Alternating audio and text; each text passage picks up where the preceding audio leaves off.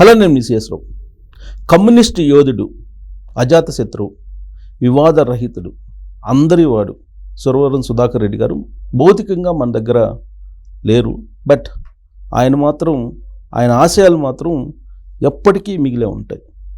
ఆయన గురించి, ఆయన ప్రస్థానం గురించి చర్చించుకునే ప్రయత్నం చేద్దాం. ప్రస్తుతం మన దగ్గర కమ్యూనిస్ట్ అలాగే సామాజికవేత్త కృష్ణకుమార్ గారు ఉన్నారు. ఇంటరాక్ట్ అవుదాం. నమస్తే అండి. నమస్తే మేడం. కొంతమంది అంటే చనిపోవడం అంటే అది తప్పదు అనుకోండి ఎవరికైనా, బట్ వాళ్ళ ఆశయాలు మాత్రం ఉంటాయి.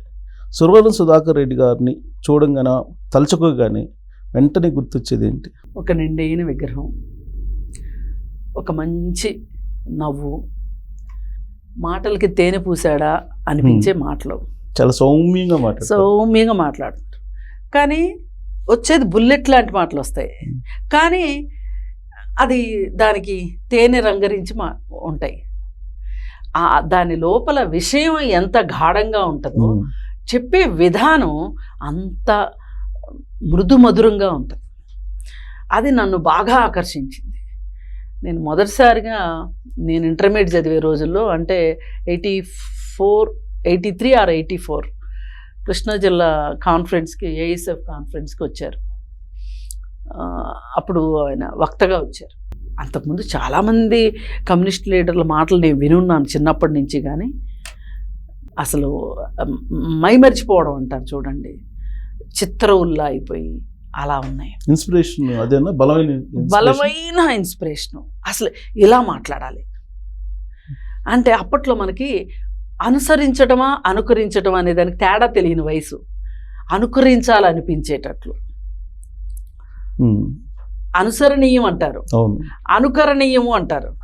మనం ఆ ఏజ్లో అనుకరణీయంగా ఉన్నాం తప్పితే అనుసరణీయం అనే విషయం పెద్దగా ఎక్కే వయసు కాదు. అనుసరించడం అంటే ఆయన అసలు అప్పటికే ఆయన కమ్యూనిస్ట్, అప్పటికే ఆయన YF leader, YF general secretary గారు ఏమో ఉన్నారు. సరే, అది అయిపోయిన తర్వాత తరచుగా ఏఎస్ఎఫ్ మీటింగుల్లో వాటిల్లో సార్ కలుస్తూ ఉండేవాళ్ళు, పార్టీ మీటింగుల్లో కలుస్తూ ఉండేవాళ్ళు. ఇంకా తర్వాత ఇంకా కొన్నాళ్ళు పోయిన తర్వాత అసలు ఆయన ఎవరు ఏంటి, ఎక్కడో హైదరాబాద్ నుంచి వచ్చారు. ఇప్పుడు విజయవాడలో ఉన్న వాళ్ళకి అప్పుడు హైదరాబాద్ అంటే ఓ పెద్ద, ఇప్పుడు అమెరికా కంటే దూరం అలా ఉండేది. సరే, అయిపోయింది. తర్వాత ఏఎస్ఎఫ్లో మేము కూడా పెద్ద లీడర్లుగా అయిన తర్వాత ఇంకా అదే ఒక ప్రజాసంఘం తర్వాత ఒక ప్రజాసంఘంలో పనిచేసుకుంటూ వెళ్తుంటే సుధాకర్ రెడ్డి గారి గురించి ఇంకా ఆయనతో ఎక్కువ ఇంటరాక్ట్ అవ్వటం, ఆయన గురించి పర్సనల్ విషయాలు తెలియటం, ఇవన్నీ తెలిస్తే మనకు అర్థమైంది ఏంటి ఆయన జీవితంలో అంటే, ఆయన 1942లో పుట్టారు. ఫాదర్ స్వాతంత్ర సమరయోధుడు. అలాగే పెదనాన్న సురవరం ప్రతాప్ రెడ్డి గారు ఆంధ్ర మహాసభ మొదలెట్టిన వాళ్ళల్లో స్థాపకుల్లో ఆయన. సరే, ఆ కుటుంబ నేపథ్యం అది. ఈ కుటుంబ నేపథ్యంలో ఈయన పుట్టిన తర్వాత ఒక 5 సంవత్సరాలకి స్వాతంత్రం వచ్చింది. స్వాతంత్రం వచ్చిన తర్వాత ఇంకో 10 సంవత్సరాల తర్వాత, అంటే ఈయన 15 సంవత్సరాల వయసులో క్లాస్ రూమ్లో బ్లాక్ బోర్డులు, చాక్ పీస్లు లేవు అని ఈయన స్ట్రైక్ చేయించాడు పిల్లలతోటి. సో అక్కడి నుంచి స్టార్ట్ అయింది పోరాటం. అంటే చిన్నప్పటి నుంచి ఇంట్లో చూస్తున్నారు కదా. వాళ్ళ ఫాదర్ కూడా తెలంగాణ సాయుధ పోరాటంలో పార్టిసిపేట్ చేశారు. అలాగే అప్పుడు ఏంటి అంటే తెలంగాణ సాయుధ పోరాటము, స్వాతంత్ర సమరయోధులు రెండు ఒకటే ఉండేవాళ్ళు. అయితే స్వాతంత్ర సమరయోధుల నుంచి ఇంకా ఎక్కువ ఎక్స్ట్రీమ్ స్టెప్ ఏంటి అంటే, ఇది కేవలం తెలంగాణకు మాత్రమే పరిమితము. అంటే ఆంధ్రాలో నాయకులు కూడా అప్పుడు పార్టీ స్టేట్ విడిపోయి లేదు కాబట్టి ఆంధ్ర నాయకులు కూడా, కమ్యూనిస్ట్ నాయకులు ఈ తెలంగాణ సాయుధ పోరాటంలో పనిచేశారు. సుందరయ్య గారు, చంద్రరాజేశ్వరరావు గారు, అట్లా. అయితే వీళ్ళందరినీ చూస్తూ పెరిగారు కదా. ఆయన ఏదైనా ప్రశ్నించాలి అనే తత్వం ఉంది ఆయన దగ్గర. నలుగురిని కూడగట్టి, అంటే నలుగురు ఆయన నమ్ముతారు. ఆయన ఒక మాట చెప్పారు అంటే ఆయన మాట విధానం కావచ్చు, ఆయన బాడీ లాంగ్వేజ్ కావచ్చు, ఏవైనా సరే ఆయన చుట్టూ నలుగురు చేరుతారు. ఆయన చెప్పేది కరెక్ట్ అనిపిస్తుంది వాళ్ళకి. అలా చెప్పగలరు. ఆయన దగ్గర ఆ నైపుణ్యం ఉంది. అయితే స్ట్రైక్ చేస్తే నిజమే కదా, స్వాతంత్రం వచ్చి 10 ఏళ్ళు అయిపోతే 10 ఏళ్ళు పట్టుద్దా, బ్లాక్ బోర్డులను చాక్ పీసులు కూడా ఇవ్వకపోతే ఇంకెందుకు మీరు పరిపాలించి అన్నంత ఇదిగా మాట్లాడేసరికి ఇంకా అక్కడి నుంచి మొదలయ్యి ఆయన చదువు. తర్వాత ఉస్మానియా యూనివర్సిటీలో లా చేశారు, స్టూడెంట్ యూనియన్ లీడర్గా గెలిచారు, కర్నూలులో డిగ్రీ చేశారు. అంటే అప్పుడు ఎట్లా ఉండేదంటే కర్నూలు మహబూబ్ నగరు కర్నూలు కలిసి పక్కన కొన్ని బోర్డర్ జిల్లాల్లో అప్పట్లో అది కర్నూలు కింద ఉండేది, ఇప్పుడు మహబూబ్ నగర్ కిందకు వచ్చినట్టుంది. సరే ఏదైనా ఆ బోర్డర్ ఏరియా అనమాట. ఇంక ఇప్పుడు వాళ్ళ ఊరు తర్వాత ఇంకా ఇంకొక 5 కిలోమీటర్లు వెళ్తే కర్నూలే. ఏఎస్ఎఫ్ నుంచి అలా విద్యార్థి నాయకుడిగా విద్యార్థి నేషనల్ జాతీయ కార్యదర్శిగా పనిచేశారు. ఇంకా అట్లా అత్యున్నత పదవిని అందుకున్నారు. తెలుగులో ఉండే కమ్యూనిస్ట్ యోధుల్లో ఈయన అత్యున్నత పదవిని ఈయన సెకండ్ అనుకుంటారు. అవును, ఫస్ట్ చంద్రరాజరావు గారు భారత కమ్యూనిస్ట్ పార్టీకి జనరల్ సెక్రటరీగా చేశారు. ఆయన తర్వాత ఈయన సుధాకర్ రెడ్డి గారు చేశారు. సో జనరల్గా ఏమన్నా కమ్యూనిస్ట్ అంటే మిగతా పార్టీలకి కమ్యూనిస్ట్ పార్టీలకి కొంచెం సిద్ధాంతపరమైనటువంటి కొంచెం క్రమశిక్షణ ఇది ఎక్కువ ఉంటుంది అంటారు కదా. అవును. ఇప్పుడు ఆ స్థానానికి ఎదగడానికి ప్రధానంగా సురవరం సుధాకర్ రెడ్డి గారికి కలిసి వచ్చిన అంశాలు ఏంటి? కలిసి వచ్చిన నిత్యం అధ్యయనం అండి. ఆయన పుస్తకం లేకుండా నేను ఎప్పుడు చూడలే, ఎప్పుడు చదువుతూ ఉండేవాళ్ళు. అలాగే ఎప్పుడు మనుషుల మధ్యలో ఉండేవాళ్ళు. అసలు ఈ రెండు ఎట్లా సాధ్యమయ్యాయో అర్థమయ్యేది కాదు. ఇప్పుడు మేధావులు అంటే కాస్త పక్క నుండి చదువుకుంటారు అనుకుంటారు, కానీ ఈయన మేధావి ప్లస్ గ్రౌండ్ లెవెల్లో పనిచేశారు. రెండు కోఇన్సిడెన్స్ అయినాయి. అది ఆయనలో అరుదైన లక్షణం. అందుకే ఆయన అక్కడి వరకు వెళ్ళగలిగారు. ఆయన కేవలం మేధావిగా ఉన్నా, కేవలం జనాల్లో పనిచేస్తూనే ఉంటే కనుక ఆయన నేషనల్ సెక్రటరీ అయ్యి ఉండేవాళ్ళు కాదు, పైగా ఇంత పేరు వచ్చి ఉండేది కాదు. ఇప్పుడు ఆయన పేరు తలుచుకోగానే ఈ సుధాకర్ రెడ్డి గారు అంటే ఒక సిగ్నిఫికెంట్ లీడర్, ఒక లెజెండరీ పర్సనాలిటీ. జనరల్ గా ఎంపీగా చేశారు, 2 సార్లు ఎంపీగా చేశారు, అత్యున్నత పదవిని చేశారు. కానీ ఎక్కడ కూడా ఆయన గురించి ఎప్పుడు విమర్శలు కానీ ఆరోపణలు కానీ విన్నట్టు కనిపించాలి. అందరికీ ఆమోదయోగ్యం అన్నట్టుగా ఉండగలిగారంటే ఎలా? అదే ఆయన గురించి అండి కొన్ని విషయాలు తెలిస్తే మనమైతే ఇలా ఉండలేం కదా అనిపిస్తుంది. జనరల్గా మనమైతే ఇలా ఉండలేం కదా అనిపిస్తుంది. ఏంటి అంటే మృదుమధురమైన స్వభావం, భావాలు ఎంత గాఢంగా ఉంటాయో, ఎంత కఠినంగా ఉంటాయో, అంటే విషయాల పట్ల, సిద్ధాంతాల పట్ల, వాటి పట్ల ఎలా ఉంటారో, మళ్ళీ పూర్తి ఆపోజిట్గా మనుషులతోటి ఉండేటప్పుడు మట్టుకు, మానవ సంబంధాల విషయంలో మట్టుకు అసలు మనం ఆ మానవ సంబంధాలని అంచనా వేయటం ఒక కమ్యూనిస్ట్ని నిజానికండి ఇది పెద్ద విచిత్రమైన విషయం కాదు. అందరూ ఇలా ఉండరు కాబట్టి ఇది విచిత్రంగా చెప్పుకోవాల్సి వస్తుంది. జనరల్గా కొంచెం వివాదాస్పదంగా ఉంటారు. కానీ అసలు కమ్యూనిస్ట్ పార్టీ అంటేనే కా అంటేనే కష్టాలు, కా అంటేనే కన్నీళ్ళు, కమ్యూనిస్ట్ పార్టీ. అలా ఉండేటప్పుడు వాళ్ళు చాలా ఇవన్నీ అర్థం చేసుకున్న వాళ్ళు కొంచెం రాటిదేలు ఉంటారు అంటారు. కానీ ఈయన అట్లుండరు. చాలా చాలా అసలు ఎంత మృదుమధురమైన స్వభావం అంటే, పైగా అజాత్ శత్రువు అని మీరు అన్నారు కదా, అది ఆయన ఎంత ప్రాక్టీస్ చేస్తారంటేనండి, ఒకసారి ఈ మధ్య ఫేస్బుక్లో ఈయన చనిపోయిన రోజు ఒక వదరబోతు మనిషి ఒక పోస్ట్ పెట్టాడు. వదరబోతని ఎందుకన్నానంటే మంచి స్కాలరు, డాక్టరు, వాళ్ళు నలుగురికి మంచి నేర్పించేటట్లు ఉండాలి. ఏ పార్టీలోనే ఉండేవాడిని, ఆఖరికి బీజేపీ పార్టీలో ఉన్నా సరే స్కాలర్ అంటే స్కాలర్ లాగా బిహేవ్ చేయాలి. కానీ అతను సార్ని ఏదో ఫోటో ఒకటి కావాలని అడిగాడంట. అడిగితే ఆ ఫోటో అందుబాటులో లేదండి అని ఆయన చాలా మృదువుగా వినయంగా చెప్తారు కదా, చెప్పారంట. చెప్తే అప్పుడెప్పుడు ఫోటోలో ఉన్నాయి, ఇప్పుడెప్పుడు ఫోటోలో ఉన్నాయి, ఈ మాత్రం ఫోటో అంటే ఆ ఫోటో అంటే ఏంటంటే 1952లో చాలామంది కమ్యూనిస్టులు ఎమ్మెల్యేలుగా గెలిచారు. ఆ గెలిచిన అప్పుడు ఆ గెలిచిన మెంబర్స్ యొక్క ఫోటోలు అనమాట. ఆ ఫోటో గురించి అడిగింది ఆయన. అది మరి ఎట్లా మిస్ అయిందో, లేకపోతే ఇంకెవరి దగ్గరైనా ఉందేమో, ఆయనకి ఇంకొంచెం టైం ఇస్తే ఇంకెవరి దగ్గరైనా ఎంక్వైరీ చేసి ఇచ్చేవాళ్ళేమో, అది వేరే విషయం. కానీ ఈయన ఒక బూత్ మాట వాడాడు, ఈ స్కాలర్ అనబడే వదరబోతు. వాడితే ఆయన అదే ఇంకొకళ్ళు అయితే ఇంకొంచెం ఎక్కువ తక్కువ మాట్లాడి ఉండేవాళ్ళు. ఆయన ఏమీ మాట్లాడకుండా తరువాత నేను ఇది కాకుండా ఇంకేమైనా సహాయపడగలనా అని అడిగారంట. అంటే నేను పలానా ఊరు వెళ్తాను, ఆ ఊర్లో ఎవరైనా కమ్యూనిస్టులు ఉన్నారేమో మీ పార్టీ వాళ్ళు, వాళ్ళని నాకు కొంచెం సహాయకారిగా ఉండమని చెప్పు అని చెప్పారంట. చెప్పండి అని చెప్పారంట. చెప్తే మీరు ఎప్పుడు వెళ్తారో చెప్తే నేను అరేంజ్ చేస్తానని. ఈ వయసులో ఇది ఎన్నో సంవత్సరాలు అయిపోలా, 3 సంవత్సరాల క్రితం స్టోరీ ఇది.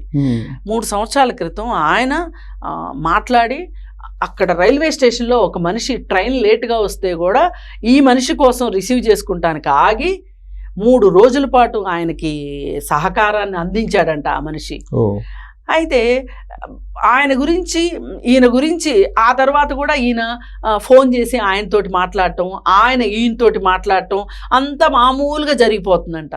కానీ ఈయన చనిపోయాడని తెలియగానే ఈ పోస్ట్ పెట్టి అసలు నేనంత బూతుమాట మాట్లాడితే కూడా ఆయన దాన్ని డైజెస్ట్ చేసేసుకుని అది ఒక భాగం అన్నట్లు దాన్ని పక్కన పెట్టేసి ఇప్పుడు నేనేం చేయాలి అనేది ఆలోచించారు అని. అయితే ఇప్పుడు ఇదంతా విన్న తర్వాత ఎవరికైనా ఏమనిపిస్తుంది, మన జీవితంలో మళ్ళీ ఎప్పుడన్నా ఇట్లాంటిది మనం అంతటోళం కాకపోవచ్చు, మన స్థాయిలో మనకి ఇట్లాంటి సంఘటన ఏదన్నా జరిగినప్పుడు మనం దాన్ని చూసి నేర్చుకోవాలి, అలా మాట్లాడకూడదు అని నేర్చుకోవాలి కదా. ఈయన ఇప్పుడు ఏదో గొప్పగా పోస్ట్ అయితే పెట్టాడు కానీ ఆయన ఏం నేర్చుకోవాలా. ఈ మధ్య కూడా కమ్యూనిస్టుల గురించి పిచ్చి పిచ్చి ప్రేలాపనలన్నీ, సంధి ప్రేలాపనలన్నీ పేలుతూ ఉంటాడు అనమాట. ఫేస్బుక్లో అవకాశం దొరికినప్పుడల్లా కమ్యూనిస్టులను తిడతా ఉంటాడు. అంటే ఇదంతా నేను ఎందుకు చెప్పుకొచ్చానంటే, వాట్ ఈజ్ సుధాకర్ రెడ్డి? ఆయన బై నేచరా లేదంటే ఆయన బై ప్రాక్టీస్ అంటారా? ఆ సౌమ్యత కానీ లేదంటే ఆ వినయం కానీ బై నేచర్ ఉండుండొచ్చండి. వాళ్ళ మదర్ కూడా అలాగే ఉండేదంట, వాళ్ళ సిస్టర్స్ కూడా అలాగే ఉంటారని తెలుసు నాకు. నేను కొంచెం ఆ ఫ్యామిలీలో మెంబర్స్ తోటి చూస్తాను. పైగా కుటుంబ విషయాల్లో కూడా ఆయనకి 2 తమ్ముళ్ళు. ఆ 2 తమ్ముళ్ళ పిల్లల్ని వీలున్నంత ఈయన పట్టించుకున్నారు. ఆ రోజు వాళ్ళందరూ నాకు కలిశారు మొన్న వాళ్ళ ఇంటికి వెళ్ళినప్పుడు.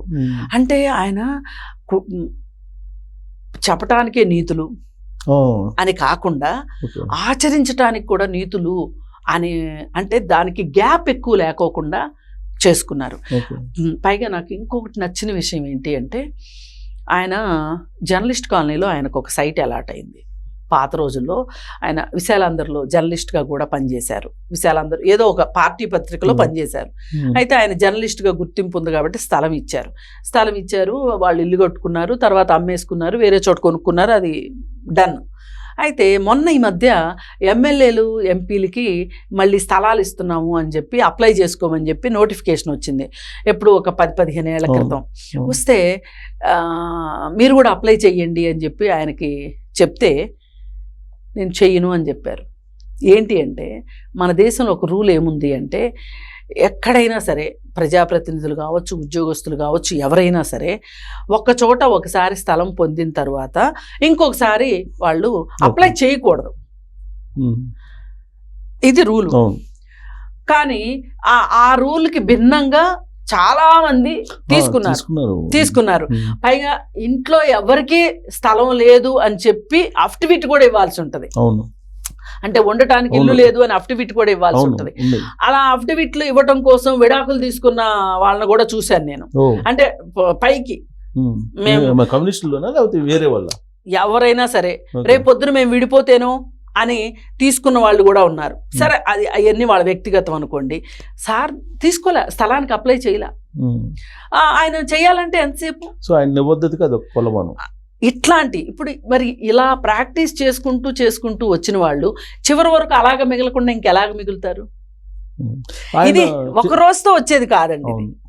ఇది జీవితాంతం ప్రాక్టీస్ చేయాలి. ఇప్పుడు కొంతమంది ఉంటారు 40 ఏళ్ళు నిబద్ధతతో ఉంటారు, 45 ఏళ్ళప్పుడు గాడి తప్పుతారు, పరిస్థితులకి అనుగుణంగా మారిపోతారు. కొంతమంది 60 ఏళ్లలో మారే వాళ్ళు ఉంటారు, కొంతమంది 80 ఏళ్లలో మారే వాళ్ళు ఉంటారు. కానీ ఇప్పుడు చూట్లా మనం ఒక 70 ఏళ్ళు 80 ఏళ్ళు వచ్చిన తర్వాత కొత్త పార్టీలు పెట్టాలని కమ్యూనిస్టులోనే చూస్తున్నాం కదా. ఇప్పుడు నక్సలైట్ గ్రూపుల్లో చీలికలు పేలికలు ఎందుకైనాయి? అంతే కదా. అలా కాకుండా ఈయన ఏదైతే నేను ఒకసారి జెండా ఎత్తానో ఆ జెండాని నేను చనిపోయే వరకు దించాను అంటే అది నా మృతదేహం మీదే అనే ఒక నిశ్చయమైన ఉద్దేశంతో ఆయన జీవితం అంతా గడిపారు.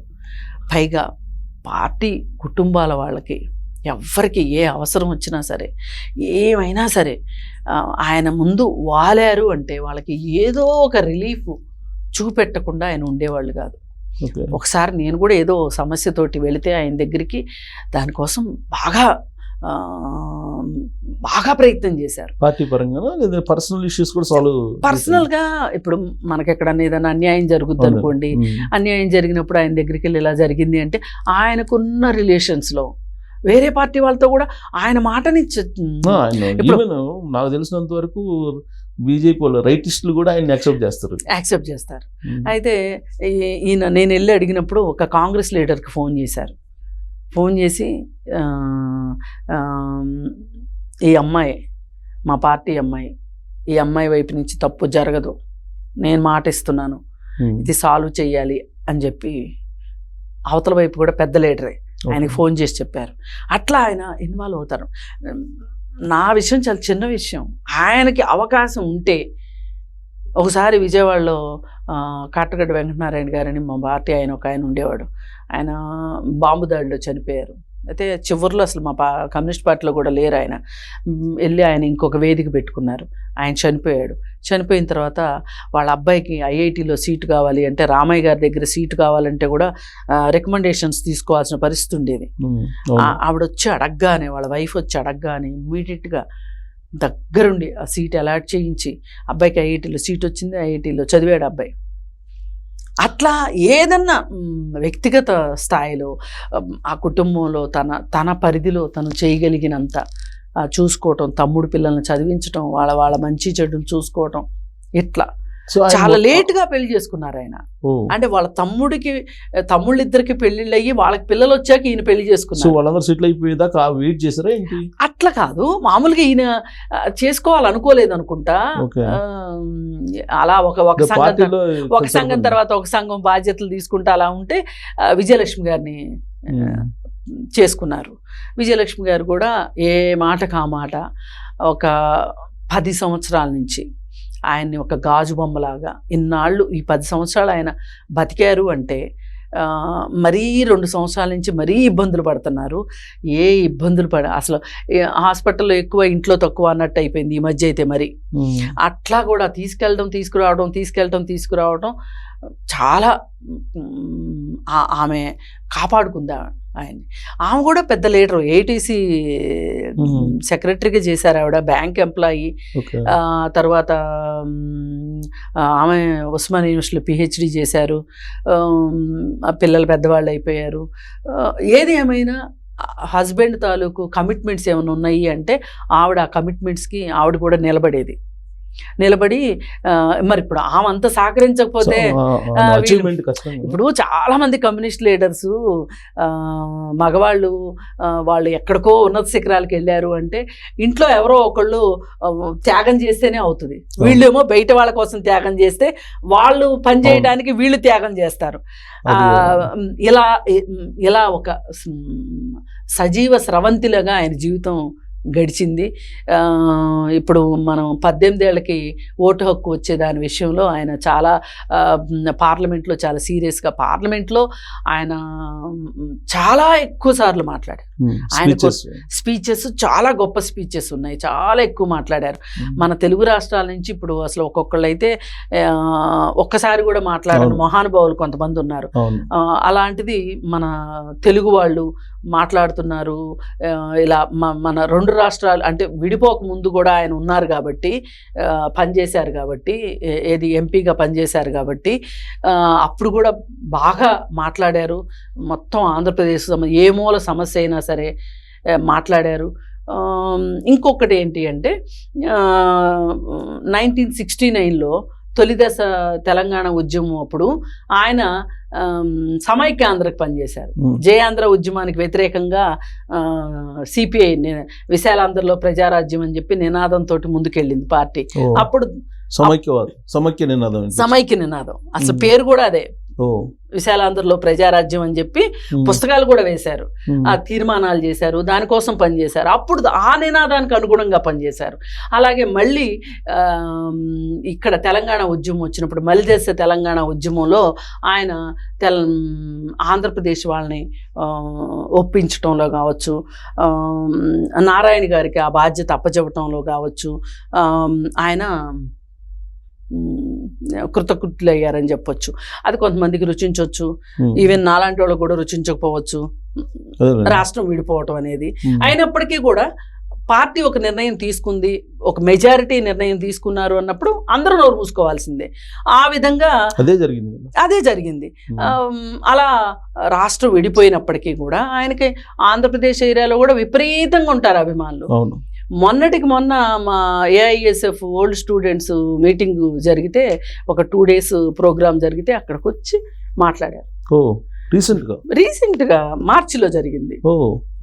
మార్చిలోనే కాదు, పార్టీ 100 ఏళ్ల ప్రోగ్రాంలో సిపిఐ పుట్టి 100 సంవత్సరాలు 1925లో పుట్టింది. 100 సంవత్సరాల ప్రారంభోత్సవం ప్రోగ్రాము లాస్ట్ ఇయర్ జరిగింది డిసెంబర్లో. ఇప్పుడు డిసెంబర్లో ముగింపు ఉత్సవాలు జరుగుతాయి, 100 సంవత్సరాల ముగింపు ఉత్సవాలు. ఆ రోజు కూడా ఆయన ఓపిక ఉన్నా లేకపోయినా వీల్ చైర్లో అయినా వచ్చి మాట్లాడారు. ఆయన స్పీచ్లో తేడా కనిపించింది మీకు అప్పటికి? అంటే విషయాల్లో తేడా రాలేదండి, గొంతులో తేడా వచ్చింది. కానీ మైండ్ క్లారిటీ మట్టుకు ఆఖరి రోజు వరకు కూడా ఒక్క వారం నుంచి కొంచెం అసలు బాగున్నట్టు లేరు కానీ అప్పటి వరకు అలా ఉన్నారు. మొన్న మగ్ధం భవను బాగా పాతదైపోయింది, ఎప్పుడో కట్టారు. దాని పునరుద్ధరణ పనులు జరిగిన తర్వాత దాని ఓపెనింగ్ పెట్టి రీఓపెనింగ్ ప్రోగ్రాం రోజు చాలాసేపు మాట్లాడారు. అంతకుముందు కూడా ఏ మీటింగ్లోనైనా ఆయన కాస్త అనారోగ్యంగా ఉన్నారు అని చెప్పి ఆయన కూర్చున్న దగ్గర మైక్ తీసుకెళ్తే ఒప్పుకునేవాళ్ళు కాదు, ఆయన పోడియం దగ్గరికి వచ్చే మాట్లాడేవాళ్ళు. ఓపికన్నా ఓపిక లేకపోయినా. నేను ఇది పాత కమ్యూనిస్టులో నేను ఇది కొంతమందిలో చూశాను. నేను ఇది అది ఆ నిబద్ధత ఎక్కడి నుంచి వస్తుందో ఎందుకు వస్తుందో ఏంటో అర్థం కాదు కానీ గొప్ప విషయం అండి ఇది మట్టుకు. ఆయన ఆ నిబద్ధతను చూసారు, ఆ పట్టుదల, అకుటింత దీక్ష అంటారు కదా, ఆ దీక్ష నేను ఆయనలో చూశాను. పైగా ఆయన తోటి పరిచయమైన ఎవరైనా సరే ఎంతో కొంత ఆయనలో ఒక వాళ్ళకి అర్థం, ఇప్పుడు ఆయనలో ఎంత మంచి అన్నా ఉండొచ్చు, అర్థం చేసుకునే తెలివి కూడా ఉండాలి కదా. ప్రతి ఒక్కళ్ళు చిన్నదో పెద్దదో నేర్చుకుంటారు కాదు, పండితులకి పాములకి అందరికి అర్థమయ్యేటట్టు ఉంటుంది ఆయన స్పీచ్. అసలు మీకు గమ్మత్తు ఏంటంటే మహిళలు కూడా చెవి కోసుకుంటారు ఆయన స్పీచ్ని, అర్థం చేసుకుంటారు. మళ్ళీ అలా అని ఆయన ఏమన్నా చాలాసార్లు కింద స్థాయికి వచ్చి మాట్లాడతారంటే మాట్లాడరు. అయినా కానీ చెప్పాను కదా, చెవుల్లో అమృతం పోసినట్టుంటది, వింటారు. ఎంతమంది జనం వచ్చారో, నిన్ను కూడా బాగా జనం వచ్చారు. సో ఆయన టెన్యూర్లో సంస్థాగతంగా పార్టీ పరంగా తీసుకున్న నిర్ణయాలు ఏమైనా ఉన్నాయా, కీలకమైన నిర్ణయాలు? అంటే అంత స్పెషల్గా తీసుకునే ఏముంటాయండి, పోరాటాలను బట్టే ఉంటాయి కదా. ఆయన విద్యుత్ ఉద్యమంలో చాలా ముందుండి పోరాటం చేశారు. అప్పటికే ఆయనకి 60 సంవత్సరాలు దాటినవి విద్యుత్ పోరాటాన్ని, 60 సంవత్సరాలు. దానిలో బాగా లాఠీ దెబ్బలు తిన్నారు ఆ రోజు పోరాటంలో కూడా. అంటే నేషనల్ పాలిటిక్స్ లో యూపీఏ 1 ఉన్నప్పుడు కీలకంగా ఉంది కదా. ఇప్పుడు తీసుకునే ప్రతి నిర్ణయం విషయంలోనూ అంటే అప్పుడు తీసుకున్న నిర్ణయాలు ఏంటి అంటే పనికి ఆహార పథకం ఒకటి, అది బాగా ముఖ్యమైన విషయం. అలాగే 18 ఏళ్ళకి ఓటు హక్కు, ఇట్లా ఉన్నాయి. అసలు యూపీఏ 1లో కాంగ్రెస్ పార్టీ తీసుకున్న నిర్ణయం వెనకమాల కమ్యూనిస్టుల ఆలోచన విధానమే ఉంది. అక్కడ కమ్యూనిస్టులు ఈ బిల్లులు పెట్టండి అని అడిగారు. వీళ్ళు ఎలా అంటే మీరు ఈ బిల్లులు పెట్టకపోతే మేము ఉండము అన్నంత ఇదిలో ఒక రకంగా అద్భుతంగా ఉంది యూపీఏ 1 పాలన. అంటే ఈ వేళకి ఆ పథకాలు, ఇప్పుడు పనికి ఆహార పథకం ఉందండి, వరల్డ్ వైడ్గా ఒకళ్ళు రీసెర్చ్ చేశారు భారతదేశంకి వచ్చి. ఏంటి అంటే భారతదేశంలో ఈ కాంటెంపరీ ఏజ్లో ఆకలి చావులు వేరే దేశాల్లో ఉన్నాయి, భారతదేశంలో తక్కువ స్థాయిలో ఉన్నాయి, కొన్ని చోట్లయితే అస్సలు లేనే లేవు అనే ఒక రీసెర్చ్కి రీజన్ ఏం చెప్పారంటే పనికి ఆహార పథకం అని చెప్పారు. నిజంగా ఈ పనికి ఆహార పథకమే లేకపోతే చాలా మందికి ఇలాంటి వాటిలో కీలకమైన ప్రతిపాదనలు చేయటం కావచ్చు, ఆ నిర్ణయం తీసుకునే వరకు చర్చల్లో పాల్గొనటం కావచ్చు, అవన్నీ చేశారు. ఇప్పుడు సుధాకర్ రెడ్డి గారు వయసు రీత్యా చనిపోయినట్టేనా? వయసు రీత్యా, పైగా ఆయనకి ఆస్మా ఉందండి, అది దెబ్బతీసింది. ఆయన ఊపిరితిత్తులు సరిగా పాడైనవి. ఆయన ఇప్పుడు ఎవరన్నా యంగ్స్టర్స్కి సిగరెట్లు తాగే వాళ్ళకి చెప్తా ఉండేవాళ్ళు, తాకండి. ఒకప్పుడు ఎప్పుడో నేను తాగాను, దానివల్లే ఇలా అని డాక్టర్స్ చెప్పారు, దయచేసి మానుకోండి అని. పైగా ఇంకొకటి, పార్టీ సర్కిల్కి సంబంధించి కానీ అవుట్ సైడ్ సర్కిల్ కావచ్చు, ఒక మంచి పుస్తకం వచ్చిన ఫస్ట్ ఆయన దగ్గరికి రావాలి, ఆ పుస్తకం అది చదవాలి, కంప్లీట్ చేయాలి. వెంటనే వాళ్ళకి ఫోన్ చేసి, వాళ్ళ నెంబర్ లేకపోయినా కనుక్కునైనా సరే వాళ్ళకి ఫోన్ చేసి ఈ పుస్తకం ఎందుకు బాగుంది, ఈసారి రాసేప్పుడు ఈ జాగ్రత్తలు తీసుకోండి అని చెప్పటం. అసలు ఒక ఏమంటాము, ఒక పోస్ట్ మార్టం చేయటం అంటారు చూసారా, నకసిక పర్యంతం పుస్తకాన్ని స్కాన్ చేసేస్తారు అంతే. అది చిన్నవాళ్ళు చిన్నది రాశారా, పెద్దవాళ్ళు పెద్దది రాశారా, ఆయనకి సంబంధం లేదు. ఆయనకి నచ్చింది అంటే మటుకు వాళ్ళకి ఫోన్ చేసి చెప్తారు. పుస్తకాలు చదవటం ఇవన్నీ ఇప్పుడు మారిపోయినాయి కదా, నెక్స్ట్ కొత్త జనరేషన్ వచ్చింది, సోషల్ మీడియా డిజిటల్ మీడియా అంటున్నారు కదా, అయినా అది కూడా ఫాలో అయ్యేవాళ్ళ? అది ఆయన దగ్గర ట్యాబ్ ఇది ఉందండి, ఏమంటారు దాన్ని, ఏదో అంటారు కదా, కిండెల్ అని ఉంటది. కిండెల్లో బుక్స్ ఉంటాయి. ఈ మనం పలానా పుస్తకం ఆ కిండెల్లో లేదో అనుకోండి, మనం సబ్స్క్రైబ్ చేసి డబ్బులు కడితే గనక ఆ పబ్లిషర్కి ఆ బుక్ వచ్చేస్తుంది మనకి. ఈ కిండెల్ ఉంది అనుకోండి, మనం ఎక్కడికైనా వెళ్ళొచ్చు, నెట్ ఉన్న ఎక్కడికైనా వెళ్ళి ఆ కిండెల్లో చదువుకోవచ్చు. కిండెల్ ఉంది, ట్యాబ్ ఉంది. ఆయన అసలు సోషల్ మీడియాని ఎంత విపరీతంగా ఫాలో అయ్యేవాళ్ళు. ఫేస్బుక్లో ఆర్టికల్స్ రాసేవాళ్ళు. అలాగే ఈ ఒక 4 నెలల క్రితం వరకు కూడా ఆర్టికల్స్ రాశారు, పేపర్లో ఆర్టికల్స్ వచ్చాయి ఆయన.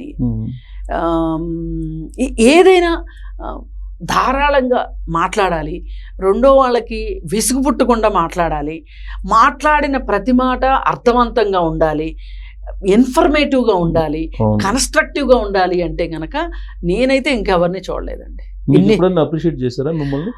నా వీడియోలు చూసారంట, చూసి చాలా బాగున్నాయి, కంటిన్యూ చెయ్యి, కంటిన్యూ చెయ్యకూడదు కదా, కంటిన్యూ చెయ్యండి, నేను చాలా చిన్నదాన్ని కానీ కంటిన్యూ చెయ్యండి. అది నువ్వు ఇంటికి వెళ్ళినప్పుడు అనుకోకుండా ఇంటికి వెళ్తే విజయలక్ష్మి గారు లేకపోతే టీ పెట్టేవాళ్ళు కనుక, ఇంట్లో లేకపోతే టీ పెట్టించేవాళ్ళు. అది ఆల్మోస్ట్ కమ్యూనిస్టులు అందరికీ ఉన్నట్టుంది. అంటే ఆయన నేను ఒక జనరల్ సెక్రటరీని అని హోదా ఎప్పుడు చూపించేవాళ్ళు కాదు. అది చాలా చాలా అది, ఎందుకంటే చాలా పనులు కూడా ఉంటాయి. ఆయన ఇంత ఎలా ఉంటూ కూడా, ఇంట్లో ఇంటి మనిషిలా ఉంటూ బయట ఉంటా, ఇంత టైం ఎక్కడ, ఇన్ని పుస్తకాలు ఎట్లా, నాకు అది ఆశ్చర్యంగా ఉంటది. సో ఇప్పుడు ఆయన చనిపోయిన తర్వాత అధికార లాంఛనాలతో అంత్యక్రియలు చేయాలని చెప్పి ప్రభుత్వం నిర్ణయించింది. మరి అక్కడ అధికార లాంఛనాలతో చేశారు. నాకు అనిపించింది ఒక క్షణం, మా రెడ్ గార్డ్స్ కంటే, మా రెడ్ గార్డ్స్ కవాతు కంటే అధికార లాంఛనాలు గొప్పయని నేను అనుకోను. ఏంటి బూర్జువా అధికార లాంఛనాలు మనకు అవసరమా అనిపించింది. ఒకప్పుడు గిరిప్రసాద్ గారికి కూడా ఇట్లాగే అధికార లాంఛనాలు తో చేశారు, మళ్ళీ సార్కి చేశారు, సుధాకర్ రెడ్డి గారికి. నాకెందుకో అది ఒకటి మింగుడు పడలేదు. కానీ గవర్నమెంట్ చెప్పినప్పుడు దాని గురించి పెద్దగా డిస్కస్ చేయక్కర్లేదు. అధికార లాంఛనాలతో జరిగింది. మగ్దుమ్ మోహన్ దగ్గర నుంచి గాంధీ హాస్పిటల్ వరకు ప్రదర్శన జరిగింది. దానిలో ఒక ఎర్ర జెండాలతోటి, రెడ్ గార్డ్స్, తర్వాత రెడ్ షర్ట్ వాలంటీర్సు, ఎర్ర చీరలు కట్టుకున్న ఈ మొత్తం ఈ అంతిమ యాత్ర మొత్తం ఉన్నారా వాళ్ళు పోలీసులు బందోబస్తుకున్నారండి. వాళ్ళు అక్కడ కవాత్ చేసేసి పోలీస్ బ్యాండ్ చేసేసి వెళ్ళిపోయారు వాళ్ళు. ఎందుకంటే చితికి నిప్పంటించేటప్పుడు వాళ్ళు గన్ పేలుస్తారు, ఇక్కడ చితికి నిప్పంటించే ఇది లేదు కదా, అందుకని వాళ్ళు ఇచ్చేసేసి వెళ్ళిపోయారు అనమాట. బాడీని గాంధీ హాస్పిటల్కి ఇచ్చారు. ఎందుకని ఆ నిర్ణయం అంటే ముందే తీసుకున్నారా లేకపోతే ముందు నుంచినే ఉంది, నన్ను కాల్చొద్దు, నన్ను పూడ్చొద్దు, హాస్పిటల్కి ఇవ్వండి అని. ఇప్పుడు జనరల్గా కమ్యూనిస్ట్ పార్టీలు చాలా మంది, ఇప్పుడు నారాయణ గారు వాళ్ళ మదర్ చనిపోయారు, మదర్ చనిపోయినప్పుడు హాస్పిటల్కే ఇచ్చారు, వాళ్ళ వైఫ్ చనిపోయారు, హాస్పిటల్కే ఇచ్చారు. చాలా మంది కమ్యూనిస్ట్ లీడర్లది బాడీలు హాస్పిటల్స్కే ఇస్తారు. కొంతమంది కాస్త సామాజిక అవగాహన అవి అవేర్నెస్ ఉన్నవాళ్ళు ఇస్తున్నారు. ఇప్పుడు కమ్యూనిస్ట్ పార్టీ వాళ్ళు మటుకు దాదాపు 90% ఇస్తారు, అట్లా ఇచ్చారనమాట. అందుకని మేమంతా ప్రదర్శనగా వెళ్ళి గాంధీ హాస్పిటల్ దగ్గరికి వెళ్ళి, గాంధీ హాస్పిటల్లో అక్కడ ఒక ప్రొసీజర్ ఉంటుంది, చాలా గౌరవంగా తీసుకెళ్తారు బాడీని. మెడికల్ స్టూడెంట్స్, హాస్పిటల్ సూపరింటెండెంట్, ఆ ఏరియా ఎంఆర్ఓ, ఆ ఏరియా తహసీల్దారు వాళ్ళు వస్తారు. వచ్చి వాళ్ళు ఫ్యామిలీ మెంబర్స్ దగ్గర నుంచి అనుమతి పత్రాన్ని తీసుకుంటారు. తీసుకొని అక్కడి మెడికల్ స్టూడెంట్స్ అటు ఇటు మెడికల్ స్టూడెంట్స్ వరుసగా నుంచుంటారు ప్రదర్శనగా. వాళ్ళే ఈ స్ట్రెచర్ని తోచుకుంటూ అక్కడ దాకా హాస్పిటల్ లోపల దాకా తీసుకెళ్తారు అనమాట. ఇది ఒక గౌరవమైన విషయం. ఎవరికైనా ఇప్పుడు సామాన్యులు ఎవరిదన్న బాడీ ఇస్తే కూడా వాళ్ళు చాలా గౌరవంగా తీసుకెళ్తారు. ఎందుకంటే ఇప్పుడు ఒక మనిషి పుట్టారు, జీవితకాలం అర్థవంతంగా బతికారు, చనిపోయిన తర్వాత కూడా నేను ఈ సమాజానికి ఉపయోగపడాలి, బతికున్నంతకాలం సమాజానికి ఉపయోగపడాలి, చనిపోయాక కూడా సమాజానికి ఉపయోగపడాలి. ఇప్పుడు ఎందుకంటే ఒక ఎనాటమీ సబ్జెక్ట్ మొత్తం ఈ బాడీ మీద నేర్చుకుంటారు. 12 మంది పిల్లలు నేర్చుకుంటారు. ఈ బాడీ తోటి 12 మంది అనాటమీ నేర్చుకుంటారు. 12 మందికి ఉపయోగపడినట్లే, నాలెడ్జ్ ఇచ్చినట్టే కదా. అలా కాకోకుండా కొన్ని వాళ్ళ రూపంలో మళ్ళీ సేవ ఉంటది. ఇప్పుడు ఈయన బతికున్నట్టు ఆ 12 మంది డాక్టర్స్ విషయంలో వాళ్ళు ఎప్పుడైనా ఎనాటమీ గుర్తు రావగానే వాళ్ళకి ఎనాటమీ ఎక్కడ నేర్చుకున్నాం అనేది గుర్తొస్తే ఈ బాడీ గుర్తొస్తుంది వాళ్ళకి. ఇప్పుడు కొన్ని ప్రైవేట్ కాలేజీలో బాడీలు దొరక్క వాళ్ళు అసలు ఏదో రబ్బర్ బొమ్మలతోటి చదువు చెప్తారంట. అట్లా కాకుండా గాంధీ హాస్పిటల్కే ఇవ్వాలి అనుకుని గాంధీ హాస్పిటల్కి ఇచ్చారు. ఇకపోతే నిన్న అందరూ ఆంధ్ర సీఎం, తెలంగాణ సీఎం, ఆఖరికి బీజేపీ లీడరు వెంకయ్యనాయుడు గారితో సహా అందరూ, ఉపరాష్ట్రపతి, ఇక్కడ local BJP leaders, Congress leaders అందరూ వచ్చి నివాళి అర్పించి వెళ్ళారు. చాలామంది మహబూబ్ నగర్ దగ్గర నుంచి, నల్గొండ వైపు నుంచి, ఇటు వరంగల్ వైపు నుంచి, చాలామంది జిల్లాల నుంచి కూడా పేద ప్రజలు వచ్చి నివాళి అర్పించి ప్రదర్శనలో పాల్గొని వెళ్ళారు. అందుకే ఆయన great person, great leader, great అజరామరం. ఇంక రెండో మాట లేదు. అయితే అది అయిపోయిన తర్వాత ఇంకా ప్రదర్శనలో మహిళలు ఎర్రచీరలు కట్టుకొని జెండా, అంటే ఇప్పుడు వీళ్ళ మృతికి సంతాపంగా జెండా అవనతం చేస్తారు. అయితే ఇప్పుడు మేము కూడా జెండాలు పట్టుకున్న వాళ్ళం స్ట్రైట్గా, మామూలుగా అయితే స్ట్రైట్గా పట్టుకుంటాం ఏదైనా ప్రదర్శనలో జెండాలు. అలా కాకుండా ఒకవైపుకి వచ్చి గౌరవ సూచకంగా అనమాట, సంతాప సూచకంగా, గౌరవ సూచకంగా వంచి దాదాపు 3.5-4 కిలోమీటర్లు ఉన్నట్టుంది.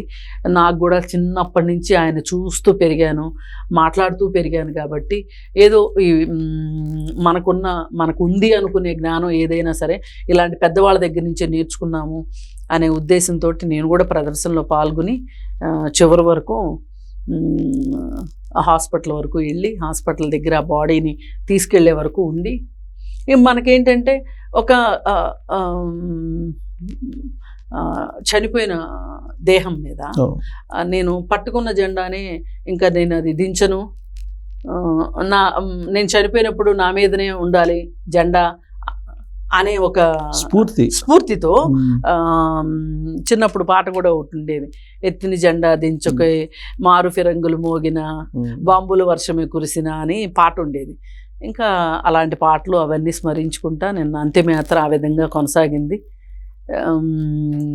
చాలా మహబూబ్ నగర్ జిల్లాకి, ఆయన పుట్టిన జిల్లాకి కావచ్చు, అలాగే ఆయన ఎంపీగా గెలిపించిన నల్గొండ జిల్లాకి కావచ్చు, చాలా చేయగలిగినంత మంచి చేశారు. సో ఆయన జీవితం పరిపూర్ణం. ఆయన ఉద్దేశం కూడా కమ్యూనిస్ట్గా సక్సెస్ఫుల్ 100%. నాకు ఒకటి ఆయనలో నాకు అర్థమైంది ఏంటి అంటే, ఎవరైనా సరే ఆయన దగ్గర నుంచి నేర్చుకోవాల్సింది, ఈ మాటామంతి కాస్త పక్కన పెడితే ఎవరికైనా నువ్వు చేయగలిగితే మంచి చేయి, చెడు మాత్రం చేయకు. Simple policy. ఆయన ఎవరికైనా మంచి సహాయం చేయి, లేదంటే సైలెంట్గా ఉండు. సింపుల్. శత్రువునైనా ఒప్పించగలగాలి, ఆ నేర్పు ఓర్పు మనకు ఉండాలి. అది ఆయన. సో అలాంటి స్ఫూర్తి, అలాంటి ఆశయాలు చాలా మిగిల్చి భౌతికంగా మన దగ్గర నుంచి ఆయన వెళ్ళారు. కానీ బట్ ఆయన జ్ఞాపకాలు మాత్రం బతికే ఉంటాయి. సో ఆయనకి మనం కూడా నివాళులు అర్పిస్తూ ఆయన గురించి 4 మంచి మాటలు, లేదంటే ఆయన గురించి స్మరించుకున్నందుకు thank you very much. Thank you.